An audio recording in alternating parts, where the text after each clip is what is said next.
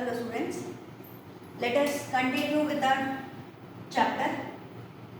Heading हम लोग लिखेंगे कंडक्टर्स, इंसुलेटर्स एंड डाइइलेक्ट्रिक्स.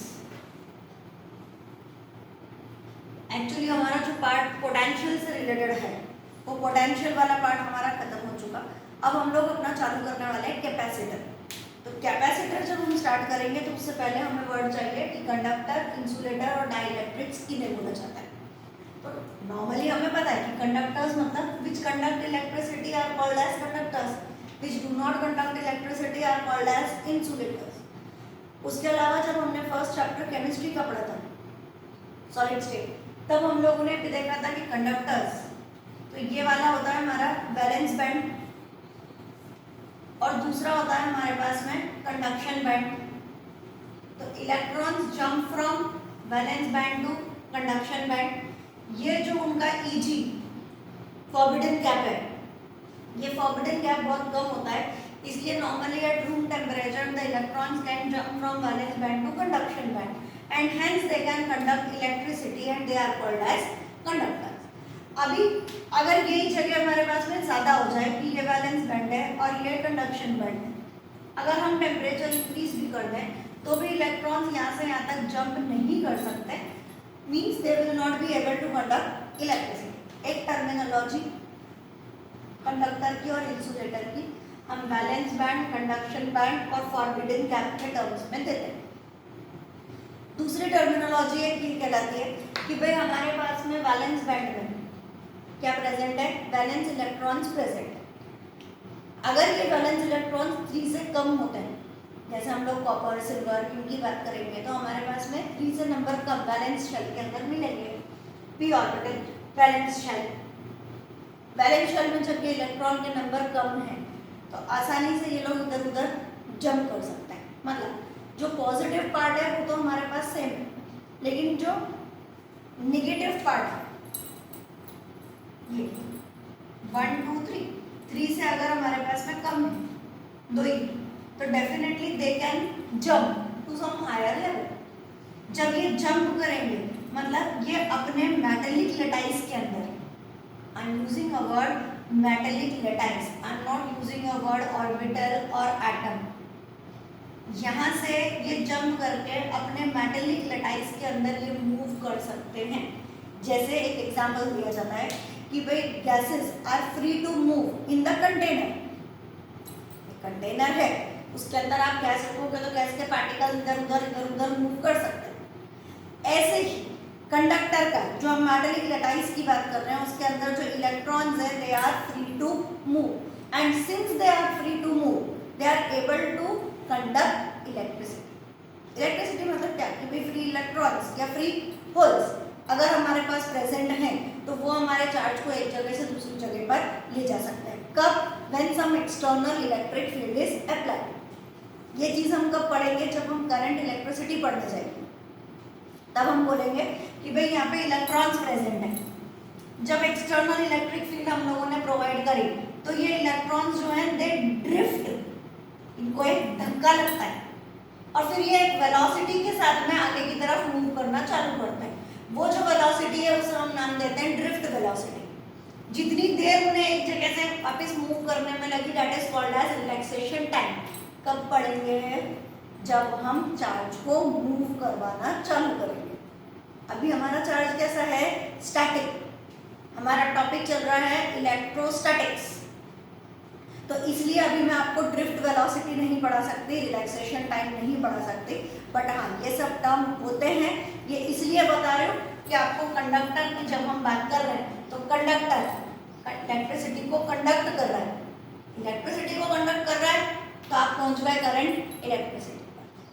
ठीक, तो क्यों पहुँचे अभी वहाँ पे बताते हैं, क्योंकि हम लोगों को 3 टर्म पढ़ने हैं.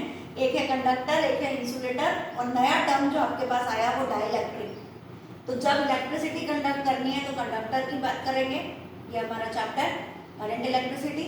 इसमें हम relaxation time, drift velocity, move कर रहे हैं ना वेलोसिटी, ये सब. उसके बाद इंसुलेटर, तो डेफिनेटली इसके अंदर इलेक्ट्रॉन्स फ्री ही नहीं है टू मूव. तो डेफिनेटली जब वो मूव ही नहीं करेंगे, अपनी जगह ही नहीं छोड़ेंगे, तो they will behave as a insulator. अब लिखना है आपको डेफिनेशन डाइलेक्ट्रिक की। पहले आप डेफिनेशन लिखेंगे। लिखिए dielectric, it may be not sorry it is noted that it should be noted that sorry it should be noted that the insulators cannot conduct electricity through it, but on applying electric field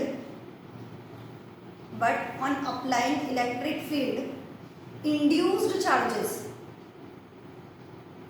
are produced on its faces.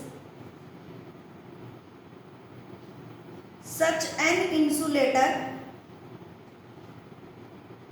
is called as dielectric.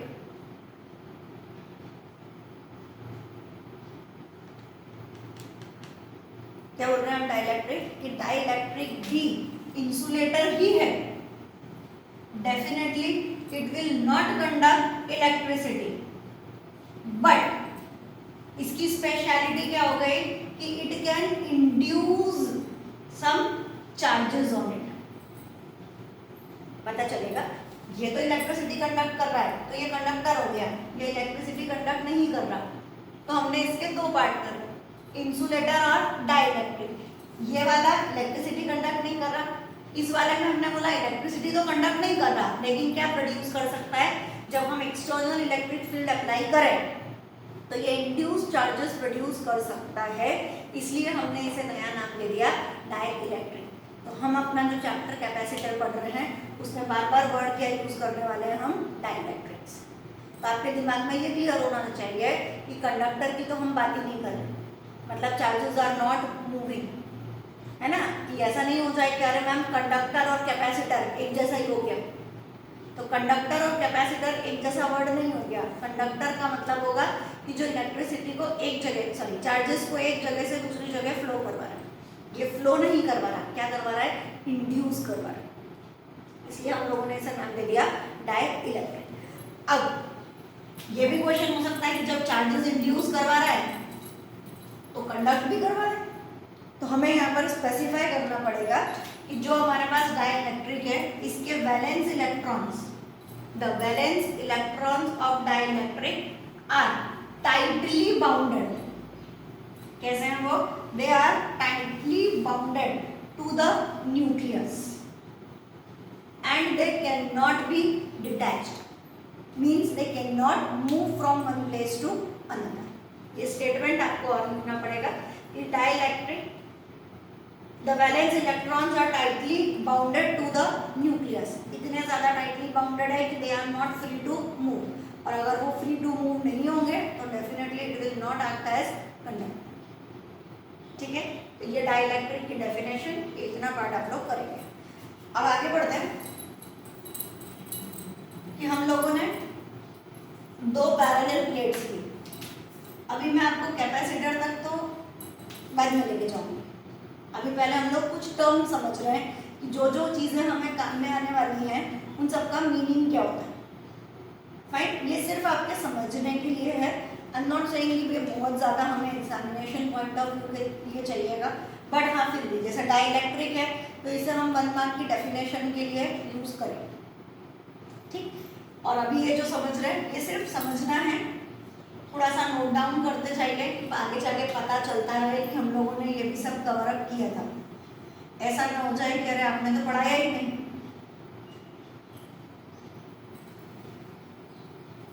ये हम लोगों ने दो parallel plates ले रखी है। अब in parallel plates के अंदर यहाँ पर पॉजिटिव चार्ज आया है, जब यहाँ पॉजिटिव आएगा तो डेफिनेटली अंदर की तरफ क्या होगा, negative charges are induced, induction induced. यहाँ जब नेगेटिव होगा तो दूसरे फेस पे कौन सा आ जाएगा, पॉजिटिव। थोड़ा सा ध्यान रखिएगा, मैंने इधर तो काउंट किया, इधर मैंने काउंट नहीं करे, 1 2 3 4 5 6 1 2 3 4 5 6 7 8 9 हो गए, बराबर लिखिएगा प्लीज। 1 2 3 4 5 6 7 8 9 बराबर चलने चाहिए हमें, कि जितना यहाँ पॉजिटिव लिया है उतना ही यहाँ नेगेटिव आएगा, जितना नेगेटिव है उतना यहाँ पॉजिटिव। 1 2 3 4 5 6 7 8 9, इधर भी बराबर लीजिए 1 2 3 4 5 6 7 8 और 9। इंडक्शन जब भी करना है हमको बराबरी से दिखाना है। दूसरी बात, यहाँ पॉजिटिव है तो यहाँ पर नेगेटिव, यहाँ नेगेटिव है तो यहाँ पॉजिटिव और फिर आखिरी में नेगेटिव, क्योंकि दो पैरेलल प्लेट्स जब हम लोग लेंगे तो ये वाला पार्ट पॉजिटिव, ये वाला पार्ट नेगेटिव। ये नेगेटिव है तो अंदर वाला क्या हो जाएगा, पॉजिटिव, और ये वाला क्या हो जाएगा, नेगेटिव। ये पैरेलल प्लेट की प्रॉपर्टी होगी। तो जब चार्जेस इंड्यूस हो रहे हैं तो ये वाला जो हम लोग ऑब्जेक्ट ले रहे हैं, इस ऑब्जेक्ट पे इंडक्शन कैसा होगा, ये पैरेलल प्लेट, प्लेट के हिसाब से बाहर पॉजिटिव अंदर नेगेटिव, तो यहाँ पे इंडक्शन भी क्या हुआ, नेगेटिव। ऐसे ही ये जब प्लेट है तो इसके हिसाब से बाहर नेगेटिव, अंदर कौन सा होना चाहिए, पॉजिटिव, ये आंसर पॉजिटिव। तो प्लेट का हम लोग यहाँ पर शो नहीं कर रहे हैं, हम लोग यहाँ पे ऑब्जेक्ट के लिए शो कर रहे हैं। तो ये आपका कहलाता है कि behaviour of conductor in electrostatic field. Heading, इससे पहले आप हेडिंग लिखेंगे बिहेवियर ऑफ कंडक्टर। इस डायग्राम के ऊपर हेडिंग डालिए behaviour of conductor in electrostatic field. इसमें first point, inside the conductor electric field is 0, equal और ऑपोजिट, कैसा रहेगा, 0। Inside the conductor electric field is 0। Second, at the surface of conductor the electric field is, जब आप 0 word दे रहे हैं तो क्या लेना पड़ेगा, 90 degree, is perpendicular to its surface. Second point, at the surface of conductor the electric field is perpendicular to its surface. Third, when a conductor is charged, एक conductor को जब हम लोग चार्जिंग कर रहे हैं, charge, the acquired charge resides only on the, कहाँ पर रिसाइड करेगा, on the surface of the conductor.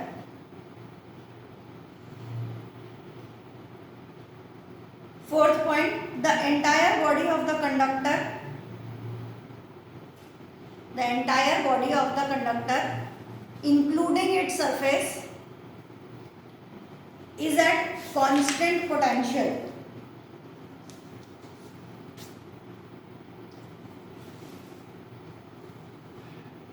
Next, the electric field at the surface of charged conductor, the electric field at the surface of charged conductor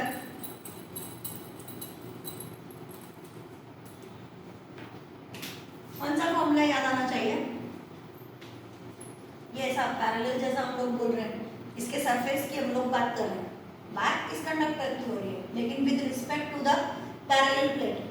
ऐसा कुछ याद किया था, parallel plate, दो plates थी हमारे पास, फाइनाइट, इनफाइनाइट, तो E is equal to sigma upon epsilon 0। क्या फॉर्मूला रहेगा, E is equal to sigma upon epsilon 0। इसका एक छोटा सा डेरिवेशन भी है, आपके एग्जामिनेशन पॉइंट ऑफ व्यू के लिए मैं नहीं जानती कि आएगा या नहीं, लेकिन अभी फिलहाल अपन करेंगे कि D phi is equal to E D S काय के थ्रू बाय गॉसेस लॉ हम लोग लेंगे। दूसरा हमारे पास होता है D phi is equal to D Q upon epsilon 0, 1 upon epsilon 0 to the total charge present in it. तो जब यहाँ डी फाई ले रहे हैं तो यहाँ पर भी हम लोग डी क्यू वर्ड यूज करेंगे। ले लेते हैं E D S is equal to D Q upon epsilon 0। हमें अपना आंसर सिग्मा के टर्म में चाहिए, तो हम लोग यहाँ पे लेंगे sigma is equal to D Q upon D S, surface charge density. तो D Q is equal to sigma D S. E D S is equal to D Q की जगह sigma D S upon epsilon 0। D S cut, क्या बचा, E is equal to sigma upon epsilon 0। आगे हमारा part sigma is equal to sigma upon epsilon zero. सिर्फ क्या किया, flux के टर्म में लिया ईडीएस और D Q upon epsilon zero, दोनों को इक्वल कर दिया और उसके बाद डी क्यू को हमने अपने सरफेस चार्ज डेंसिटी के टर्म में चेंज किया। D Q is equal to sigma D S, जो भी काटापीटी हो रही है वो लिख के अपना आंसर। नेक्स्ट,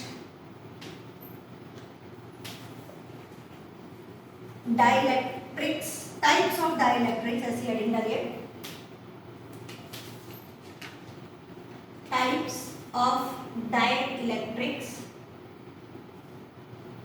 अब आपको कई जगह डाइलेक्ट्रिक मीडियम, डाइलेक्ट्रिक, तो ये सब जब आपके पास आए तो आप कंफ्यूज नहीं होना, आपको पता है कि डाइलेक्ट्रिक का मतलब क्या होता है।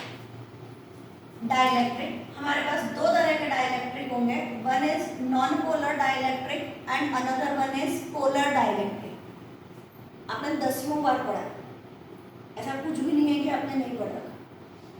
देखिए, अगर हमारे पास में सेंटर में पॉजिटिव पार्ट है और नेगेटिव पार्ट उसके आसपास डिसाइड कर रहा है, मतलब इसके ऊपर कोई पोलैरिटी प्रेजेंट नहीं है, पॉजिटिव और नेगेटिव चार्ज इक्वल है, दे कैंसिल आउट देयर इफेक्ट। लेकिन यही चीज अगर हमारे पास इस तरह से हो जाए कि पॉजिटिव एक तरफ हो जाए और नेगेटिव दूसरी तरफ चला जाए, क्या कॉज हो जाएगा, नाउ इट कॉजेस पोलैरिटी। क्या आता है, तो ये जो पार्ट हमारे क्या उल्टा हो सकता है कि पॉजिटिव इस साइड लिख दूं मैं, नेगेटिव इधर लिख दूं, उससे कुछ नहीं होगा। एक तरफ पॉजिटिव और एक तरफ नेगेटिव अगर चार्जेस चले जाते हैं, कहाँ पर पढ़ा था ये हमने, 11th स्टैंडर्ड में हमारे पास में था लंडन फोर्स, डिस्पर्शन फोर्स, याद आएगा। तब हम लोगों ने ये सारी चीजें कवर अप करी थी, डायपोल फोर्स। तो उसके अंदर हम लोगों ने पढ़ा था कि एक बार डायपोल है दूसरा नहीं है, तो एक जगह आपके पास चार्जेस आ जाते हैं, एक दूसरी जगह चले जाते हैं।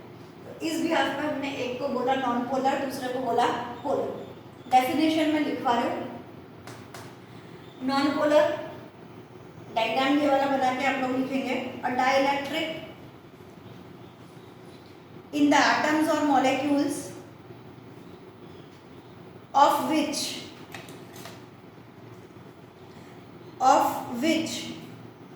the centers of gravity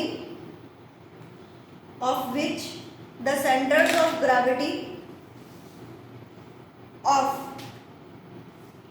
positive and negative charges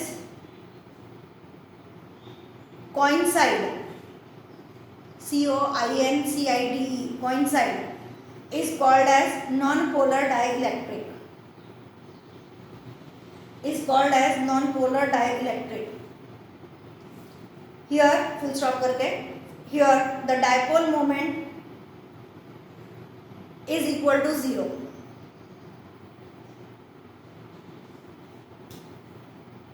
Second, polar dielectric, ये वाला diagram,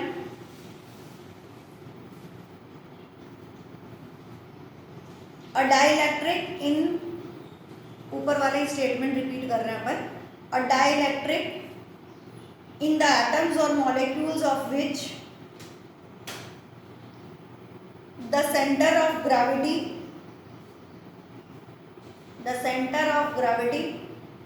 of positive and negative charges do not coincide is called as polar dielectric. For example, HCl, NH3, H2O,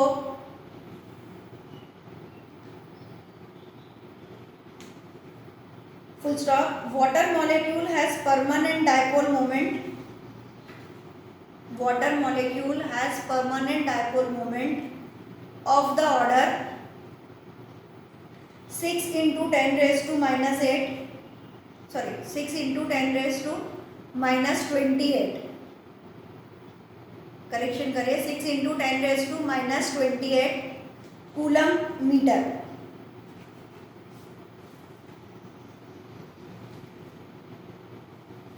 चलिए next heading, polarisation.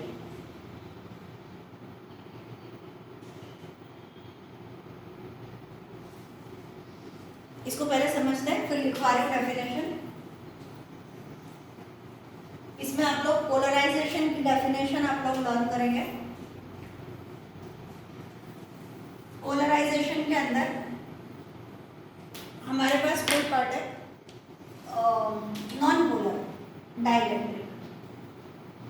Non polar dielectric क्या था, बीच में positive और बाकी सारे जगह नेगेटिव चार्जेस डिस्पर्स थे, इसके ऊपर कोई डायपोल मोमेंट था ही नहीं, जीरो आंसर हमारे पास में था। लेकिन अब इस नॉन पोलर डाइलेक्ट्रिक को हम लोगों ने एक इलेक्ट्रिक फील्ड के अंदर रख दिया। कुछ ना कुछ नया काम तो करना है ना, क्या किया हम लोगों ने, एक इलेक्ट्रिक फील्ड के अंदर हम लोगों ने इस नॉन पोलर डाइलेक्ट्रिक को रख दिया। जैसे इस नॉन पोलर डाइलेक्ट्रिक को रखा, क्या होगा, the positive part will get stretched, language में लिखवा रही हूँ 2 minute, the positive part will get stretched in the direction of electric field. मतलब जब इलेक्ट्रिक फील्ड इस डायरेक्शन में जा रही है तो पॉजिटिव भी बोले इधर चल दिया, इट गेट्स स्ट्रेच्ड, और फिर यहाँ पर हमारे पास में क्या हो जाएगा, नेगेटिव चार्ज। अब क्या हो गया, ये इलेक्ट्रिक फील्ड में रखने के कारण इट गेट्स पोलराइज्ड, इसलिए हम इस प्रोसेस को क्या नाम देंगे, पोलराइजेशन। ठीक, अब डेफिनेशन लिखिए, पता चलेगा। The stretching of dielectric atom, अब हमें पता है कौन सा डाइलेक्ट्रिक, तो नॉन पोलर, हम वो लिख नहीं रहे, डेफिनेशन में हम लोग डाइलेक्ट्रिक लिखेंगे, क्योंकि पोलर रख दिया इलेक्ट्रिक फील्ड में तो मना थोड़ी कर देगा कि मैं स्ट्रेच नहीं हो रहा और ज़्यादा अच्छा रहे। लेकिन हाँ, हम लोग अप्लाई किस पे करते हैं, नॉन पोलर के ऊपर करने में ज़्यादा अच्छा है, पोलर तो ऑलरेडी है ही पोलर।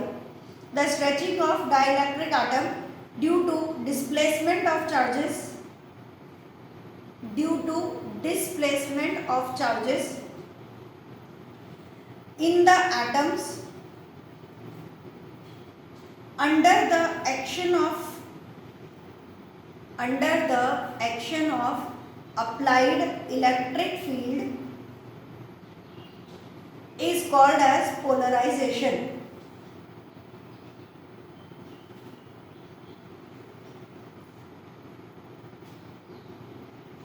डायग्राम ड्रॉ कर लीजिएगा, उसके बाद में आगे लिखिए, due to this the atom acquires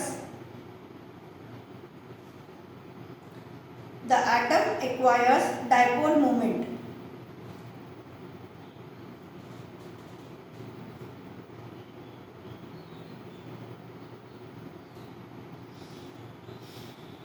चलिए हेडिंग लिखिए, polarization of dielectric slab, polarization of dielectric slab.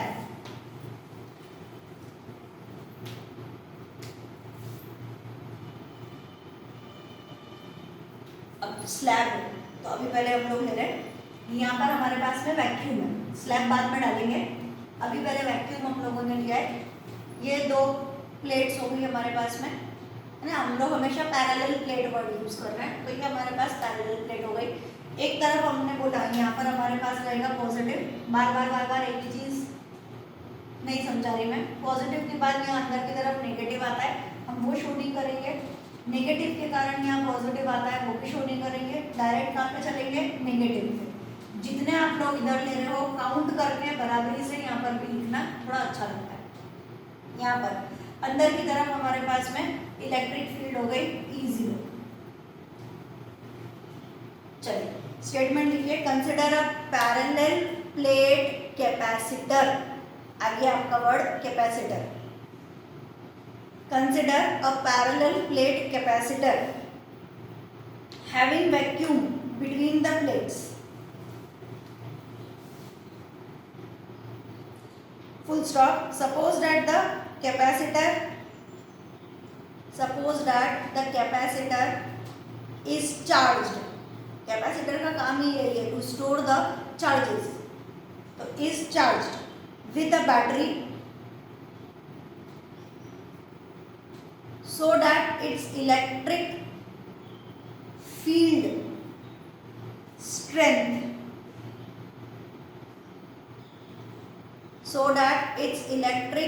strength E0 is set up between the plates. if plus sigma and minus sigma are the surface charge densities of the two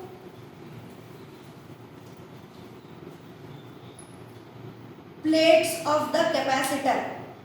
ध्यान रखिएगा, capacitor अगर हम word बोल रहे हैं और parallel plate capacitor, अभी अपन पढ़ेंगे आगे बाकी है, तो वो पैरेलल प्लेट, ये दोनों प्लेट जब मिलेगी तब ये कैपेसिटर की तरह बिहेव करेगा। हमारे पास स्फेरिकल भी होता है, नॉर्मली हम लोग कौन सा यूज कर रहे हैं, पैरेलल प्लेट। तो ये दो प्लेट जब मिलेंगी तभी हम इसे क्या वर्ड देंगे, कैपेसिटर। एक प्लेट को कैपेसिटर नहीं बोलते, कैपेसिटर मतलब जिसके अंदर चार्जेस हम स्टोर कर सकते हो उसे बोला जाता है parallel plate capacitor. Capacitor, two plates of a capacitor, then there electric field is given by, तो फॉर्मूला हम लिख चुके हैं, E0 इलेक्ट्रिक फील्ड है, प्लेट्स है, क्या फॉर्मूला जाएगा, सिग्मा अपॉन एप्सिलॉन 0, ये तो अभी प्रूफ किया अपने ऊपर। नेक्स्ट लाइन में, suppose that a dielectric slab is induced between the parallel plates। Suppose that a dielectric slab is introduced between the parallel plates।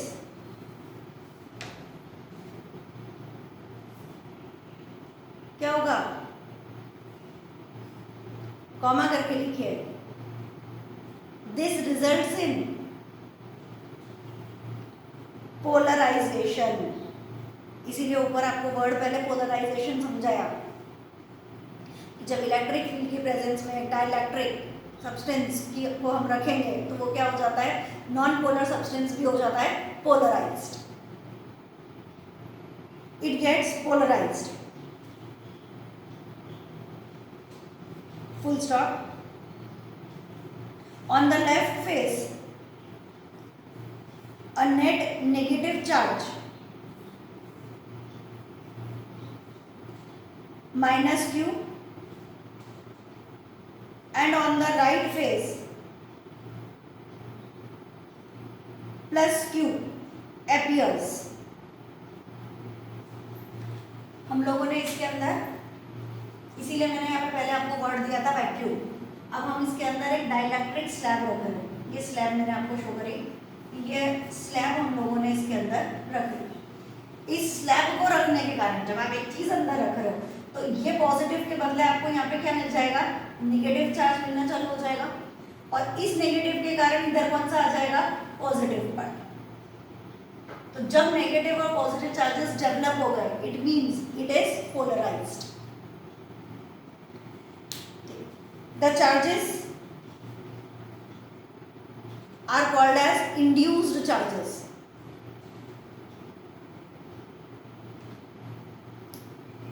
And now the electric field is called as electric field due to polarization।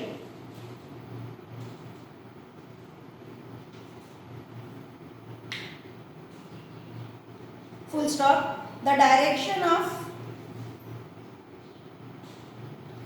electric field due to polarization is from positive to negative,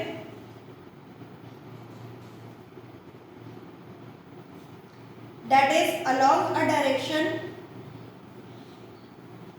opposite to the direction of, that is along a direction opposite to the direction of applied field.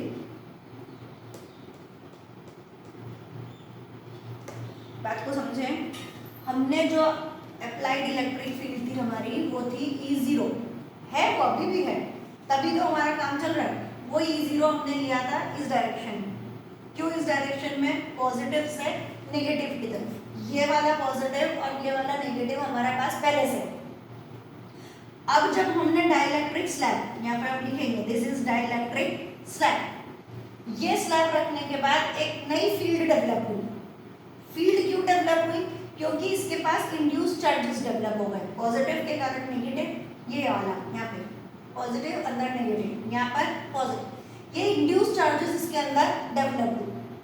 In induce charges के कारण एक नई electric field अंदर develop हुई, उसे हमने नाम दिया electric field due to polarization. Vector दोनों पे लगाइए और ये उसका डायरेक्शन था और यहाँ पर इसको भी वेक्टर फॉर्म में करिए, बट इस EP का डायरेक्शन किधर होगा, उल्टा।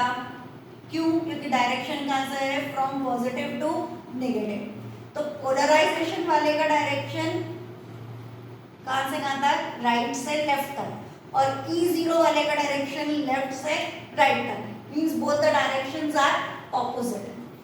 अब हमारा answer E is equal to E0 minus EP। जो हमारे पास फाइनल इलेक्ट्रिक फील्ड होगी वो कैसी होगी, applied electric field minus electric field due to polarization. ऐसा सब क्यों लिखा हमने, सिर्फ एक स्टेटमेंट के लिए जो हमारे लिए मेन। ये सब तो पूरी रामायण है, ये सब आपका बेस है। जो आंसर मुझे चाहिए वो क्या चाहिए कि डाइलेक्ट्रिक स्लैब रखने के बाद after putting the dielectric slab between the plates the electric field gets reduced, मतलब value of EP is less than the value of E0, एक बात। और दूसरा, इसको रखते ही जो टोटल वैल्यू थी उससे भी हमारी वैल्यू कम हो गई। पहले हमारे पास फील्ड थी E0, लेकिन डाइलेक्ट्रिक स्लैब रखने के बाद जो फाइनल वैल्यू हमारे पास आ गई वो क्या हो गई, E0 माइनस EP। तो पहले वाले से हमारे पास आंसर जो है वो रिड्यूस्ड हो गया। तो स्टेटमेंट जो आपको चाहिए वो ये है कि after putting the dielectric slab the total electric field gets reduced and the reduced value is E is equal to E0 minus EP। उल्टा, अगर आपसे कोई पूछता है कि इलेक्ट्रिक फील्ड वैक्यूम में ज्यादा होगी या डाइलेक्ट्रिक स्लैब में, अच्छा लगता है ना डाइलेक्ट्रिक स्लैब, वैक्यूम तो खाली खाली लगता है, ऐसा नहीं। क्या चाहिए हमें, E vacuum is greater than E in presence of dielectric slab. Vacuum में ज्यादा और स्लैब रखने के बाद कम। टोटल E की बात कर रहे हैं, EP की बात नहीं कर रहे हैं, किसकी बात कर रहे हैं, टोटल E का दोनों से कंपैरिजन। तो E इस वाले का ज्यादा और इस वाले का कम। क्यों कम, क्योंकि पहले वाले में से EP को हमने माइनस किया। अभी ये कंफ्यूजन ना हो जाए कि बोले आपको EP समझा रहे हो, बेटा मैं टोटल की बात कर रही हूँ। पहले मेरे पास टोटल E0 था और अभी ये जो EP आया इसको हमने माइनस किया, तो अभी वाला E कैसा होगा, E0 माइनस EP। चलिए आगे बढ़ते। डाइलेक्ट्रिक कांस्टेंट, डेफिनेशन लिखनी पड़ेगी। The ratio of strength of applied electric field to the strength of reduced value, polarised value नहीं, reduced value,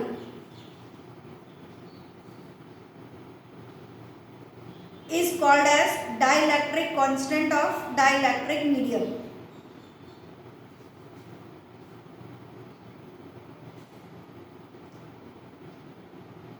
Full stop। It is also called as relative permittivity or specific inductive capacity।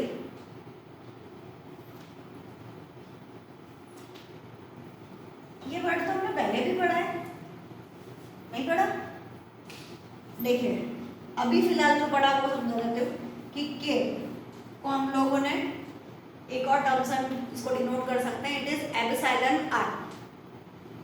तो के is equal to, अभी फिलहाल तो हमने पढ़ा E0 upon E, यानी जो हमारी अप्लाइड फील्ड थी वैक्यूम वाली वो, और अपॉन में कौन सी चाहिए, जो हमारे पास फाइनल आंसर आएगा E, that is E0 minus EP के बाद जो E आया है वो वाली वैल्यू हम लोगों ने यहाँ पर पुट अप करी। It means that K is always greater than 1, क्योंकि E0 की वैल्यू हमेशा E से ज़्यादा होगी। एक ये पार्ट है।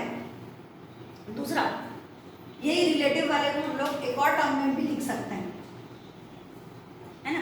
यही डाइलेक्ट्रिक कांस्टेंट का एक और पार्ट है, वो होता है जब हम F vacuum upon F medium करेंगे।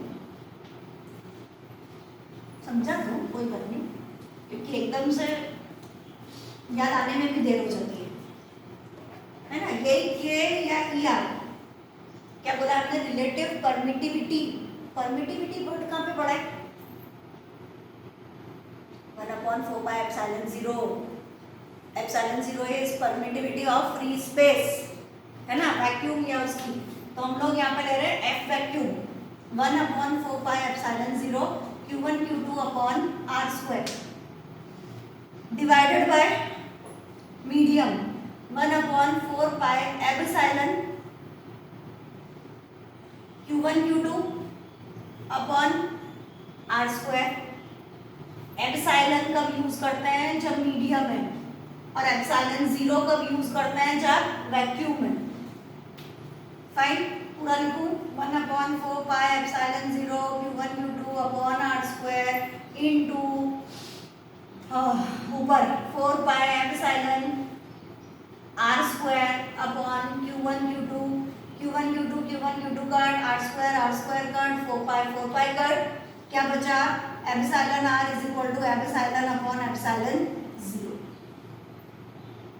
तो इसके दो तरीके हो सकते हैं, एक आप एप्सिलॉन और एप्सिलॉन 0 के टर्म में आंसर दे सकते हैं, और एक अभी जो हम पढ़ रहे हैं वो है आपका इलेक्ट्रिक फील्ड के टर्म में।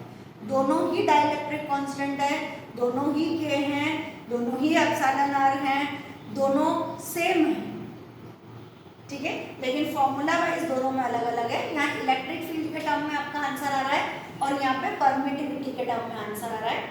Permittivity in vacuum, sorry in medium upon permittivity in vacuum, ये आपका कहलाता है रिलेटिव परमिटिविटी। नेक्स्ट आगे बढ़िए, polarisation density.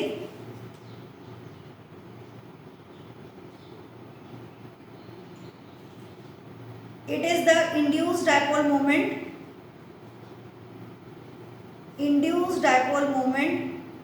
per unit volume.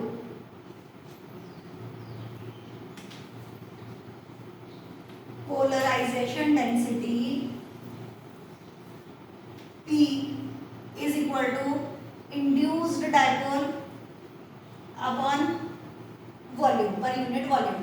अब डायपोल का फॉर्मूला क्या होता है? 2AQ,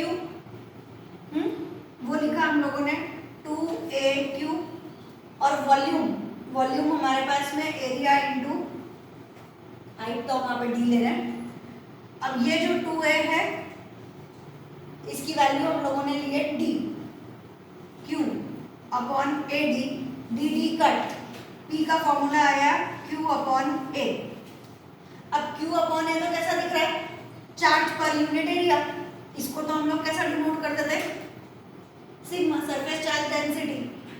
और अभी हम वर्ड क्या यूज कर रहे हैं? पोलराइजेशन डेंसिटी, और यू हम लोग क्या बोलते हैं? Surface charge density. तो sigma is equal to P is equal to Q by A। Next line में लिखे, व्हेन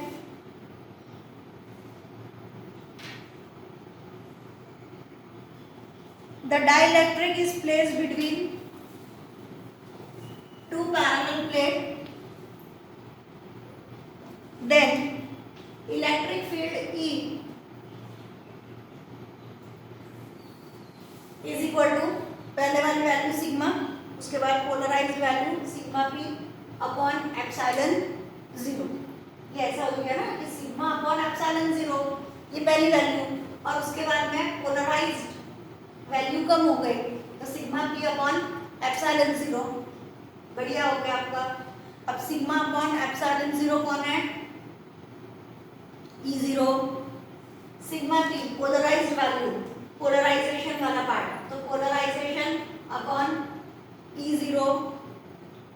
ये आपके पास एक और formula,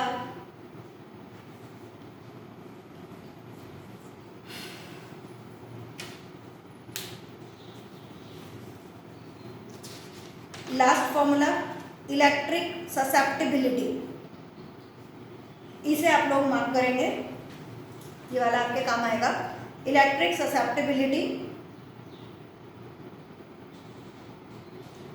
the polarisation density is directly proportional to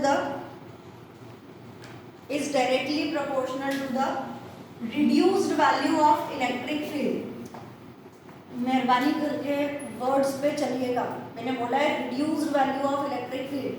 अभी इलेक्ट्रिक फील्ड आप तीन तरीके से पढ़ रहे हैं, एक है आपकी अप्लाइड इलेक्ट्रिक फील्ड E0, एक है आपकी पोलराइज्ड इलेक्ट्रिक फील्ड EP, और एक आप पढ़ रहे हैं रिड्यूस्ड वैल्यू, यानी E is equal to E0 minus EP। तो प्लीज अपने दिमाग में ये तीन चीजें रखिए, एक E0 चल रहा है, एक EP चल रहा है और एक E चल रहा है। ऐसा नहीं कि मैम आप तो E पढ़ाई कर रहे हो, सभी तो एक जैसा चल रहा है, एक जैसा नहीं है, हर बार में एक अलग लैंग्वेज यूज कर रहे हो, वो अलग लैंग्वेज आपको पता चलनी चाहिए कि मैम ने ये बोला है। चलिए, the polarisation density is directly proportional to the reduced value, P is directly proportional to E। जब हम इसे हटाएंगे तो ये हो जाएगा P is equal to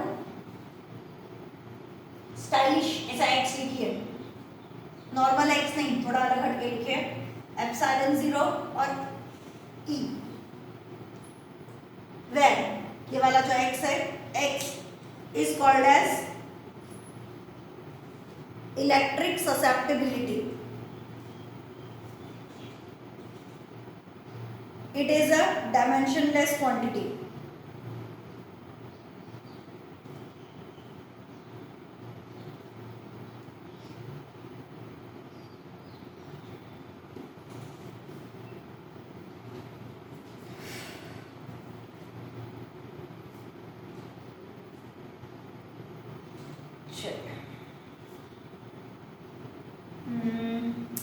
इसको और बढ़ा लेते हैं थोड़ा सा आगे, इस वाले में पुटअप कर लेते हैं वैल्यू। चलो एक और काम खत्म करके आगे बढ़ते हैं।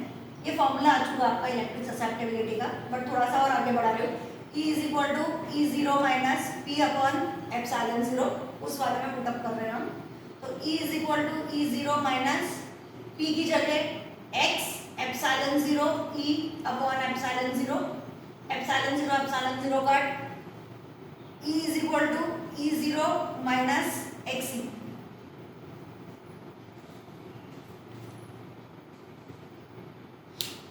हाँ, दो जगह आ रहा है, कोई बात नहीं, ऐसा नहीं देखना कि अरे गलत हो गया।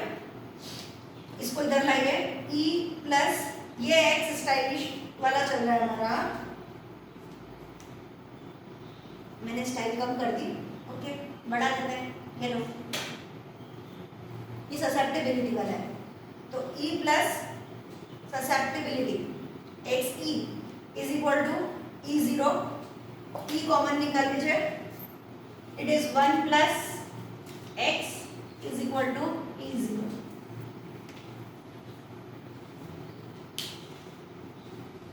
ये भी हो गया, और एक स्टेप आगे बढ़ते हैं। E0 upon E is equal to 1 plus X, अभी थोड़ी देर पहले पढ़ाया था, E0 bye E dielectric constant पे जाइए,